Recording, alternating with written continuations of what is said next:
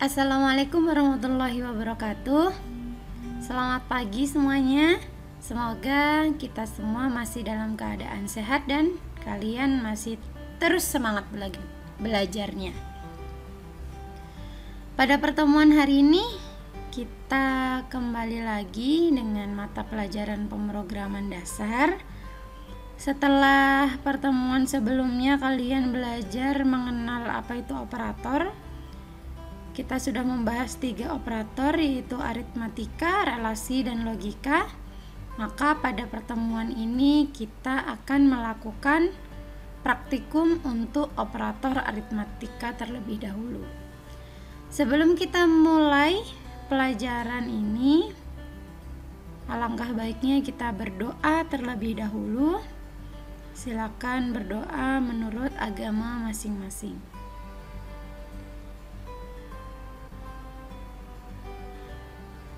Bisa diakhiri. Oke, kita langsung saja menuju ke modul praktikumnya. Berikut modul praktikum dari materi operator aritmatika. Pada materi ini kompetensi dasarnya adalah menerapkan operasi aritmatika dan logika dan membuat kode program dengan operasi aritmatika dan logika.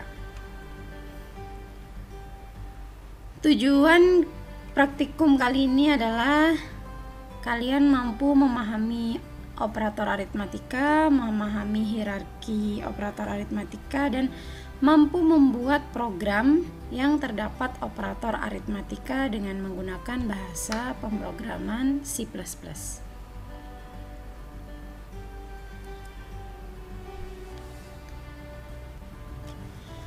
Saya bahas lagi materinya sedikit. Operator dalam bahasa pemrograman bisa diartikan sebagai simbol. Simbol yang digunakan untuk melakukan suatu operasi terhadap nilai data. Simbol tersebut bisa berupa karakter ataupun kata khusus. Jadi diingat-ingat, operator itu adalah simbol yang digunakan untuk melakukan suatu operasi terhadap nilai data. Untuk saat ini kita akan fokus ke operator aritmatika terlebih dahulu. Jadi ada 5 operator aritmatika yang minggu lalu sudah kita bahas. Ada kali, bagi, modulus, tambah, dan kurang. Saya tidak usah lagi membahas satu-satu untuk operator ini karena sudah kita bahas pada pertemuan selanjutnya. Hari ini kita akan praktikum. Nah, hierarki juga sudah. Jadi hierarki itu jika ada sebuah operasi aritmatika yang di dalamnya ada kali, bagi, modulus, tambah, kurang, maka yang dikerjakan terlebih dahulu adalah yang kali dan bagi. Kemudian kalau sudah semuanya, kemudian ke modulus. Kalau modulus sudah semua diselesaikan, baru ke tambah atau kurang. Dan ini pun sudah kita bahas sebelumnya. Kita langsung saja ke latihan. Seperti biasa, latihan ini saya berikan kodenya. Kalian mencoba kode ini di aplikasi DevC++ atau CPP Droid. Untuk latihan 1 yaitu penjumlahan.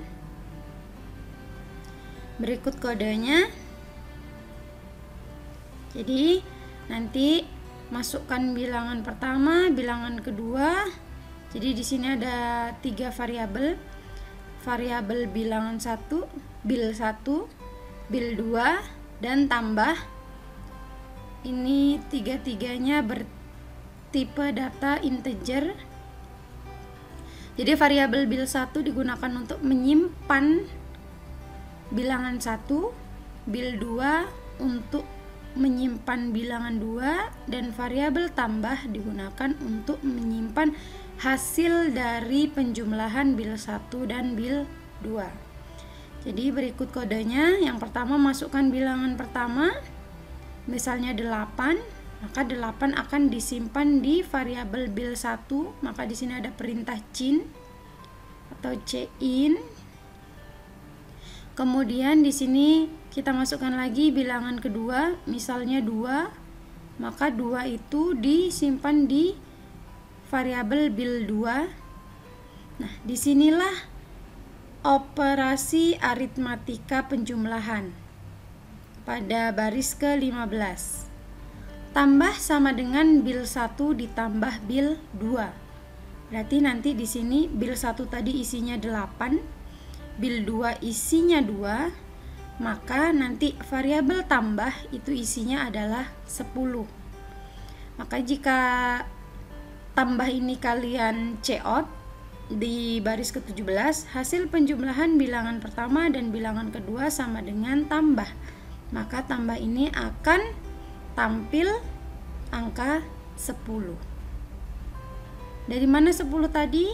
10 tadi adalah hasil dari operasi bil 1 ditambah bil 2.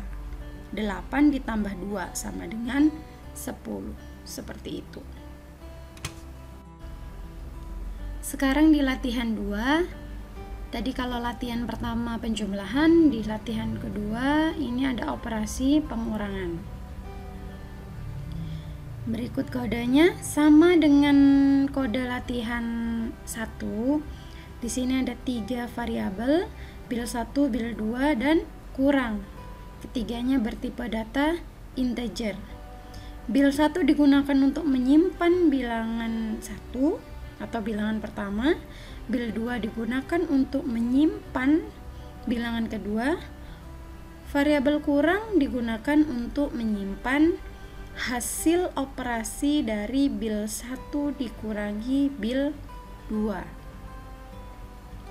Sama di latihan 1 tadi, kalau di latihan 1 penjumlahan di sini kita menggunakan operator kurang. Bedanya di situ saja. Jadi di sini nanti kalau kalian check out hasil pengurangan, saya kasih contoh dulu, misalnya tadi bil 1-nya 8, bil 2-nya 4 misalnya, maka nanti kurang, variabel kurang berisi 8 dikurangi 4, maka kurang nanti akan berisi angka 4. Jadi di baris ke-17 ketika di checkout hasil pengurangan bil 1 nanti akan tampil 8 dikurangi bil 2 akan tampil angka 4 sama dengan kurang akan tampil angka 4. Seperti itu. Di latihan 3 ada perkalian dan pembagian dijadikan dalam satu kode. Jadi di sini ini kodenya. Ada 4 variabel di sini, bil 1, bil 2, kali dan bagi. Yang keempatnya bertipe data float. Jadi di sini masukkan bilangan pertama disimpan di variabel bil 1, bilangan kedua disimpan di variabel bil 2. Di sini ada 2 operasi, yaitu kali dan bagi. Variabel kali digunakan untuk menyimpan hasil dari operasi bil 1 dikali bil 2. Sedangkan variabel bagi digunakan untuk menyimpan hasil dari operasi bil 1 dibagi bil 2. Jadi ini sama saja seperti latihan 1 dan 2, hanya saja ini dijadikan dalam satu program. Jadi kalau kalian nanti hasil perkalian bil 1 kali bil 2 sama dengan kali, kita langsung isi saja. Kita umpamakan bil 1-nya misalnya 4, bil 2-nya 2, maka di sini hasil perkalian 4 dikali 2 sama dengan 8, kalinya akan berisi 8. Kemudian di baris ke-19 hasil pembagian 4 dibagi 2, hasilnya nanti bagi ini berisi angka 2. Seperti itu. Silakan kalian coba latihan 1, 2, dan 3 sebelum nanti kalian mengerjakan tugasnya seperti biasa. Di sini ada rangkuman materinya. Jadi operator tadi adalah simbol yang digunakan untuk melakukan suatu operasi terhadap nilai data. bisa berupa simbol atau kata khusus. Kemudian operator aritmatika merupakan operator yang digunakan untuk operasi matematika. Tadi ada 5, jumlah, kurang, bagi, kali, dan modulus atau sisa bagi. Dalam operator aritmatika ada hierarki yang harus kita ikuti, harus kita patuhi aturannya.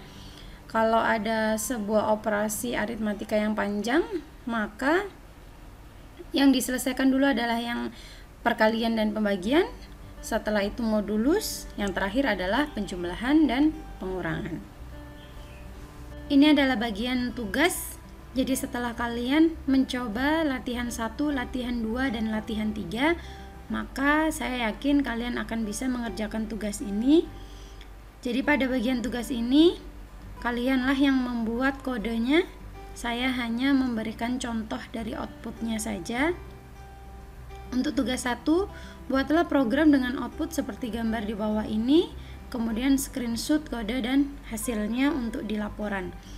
Diingat, bilangan pertama dan bilangan kedua merupakan variabel seperti pada latihan. Jadi nanti ada variabel bilangan pertama, variabel untuk menyimpan bilangan kedua, variabel untuk menyimpan hasil penjumlahan, variabel untuk menyimpan hasil pengurangan, hasil perkalian, hasil pembagian, dan hasil dari operasi modulus.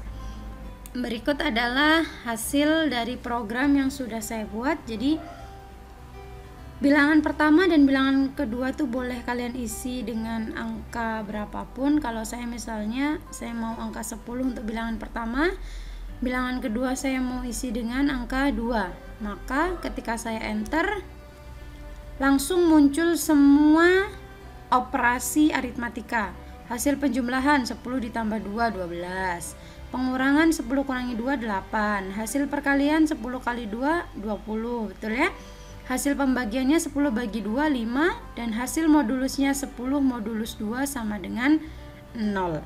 Jadi kalian tugas 1 kalian harus membuat seperti ini. Untuk tugas yang kedua, silakan kalian buat program untuk menghitung luas segitiga. Jadi kalian harus tahu dulu rumus dari luas segitiga. Kalau tidak salah, kalian sudah pernah membuat algoritma untuk menghitung luas segitiga. Jadi kalian harus tahu dulu rumusnya, kemudian kalian buat kodenya, nanti outputnya seperti ini. Ini adalah hasil dari tugas kedua. Jadi kalian harus membuat kodenya. Outputnya nanti kurang lebih seperti ini. Kita butuh alas untuk menghitung luas segitiga. Misalnya saya masukkan alasnya 6, kemudian tingginya 2 atau tingginya 4 boleh. Jadi alas sama tingginya nanti terserah kalian, boleh menggunakan angka berapapun. Kalau sudah kita masukkan alas dan tinggi, kemudian kita enter, maka akan langsung keluar hasil luas segitiga sama dengan 12. Jadi kalian harus buat nanti seperti ini untuk tugas-tugasnya. Oke, untuk praktikum operator aritmatika saya harap kalian bisa memahaminya dan bisa mengerjakannya dengan baik. Jika ada pertanyaan atau ada materi yang kalian kurang bisa pahami, silakan kalian tanyakan, bisa di WhatsApp group atau bisa di forum Google Classroom. Sekian, saya akhiri dulu untuk materi praktikum hari ini. Semoga kalian bisa memahami semua materi yang sudah kita bahas. Selamat belajar dan kita ketemu pada pertemuan selanjutnya. Wassalamualaikum warahmatullahi wabarakatuh.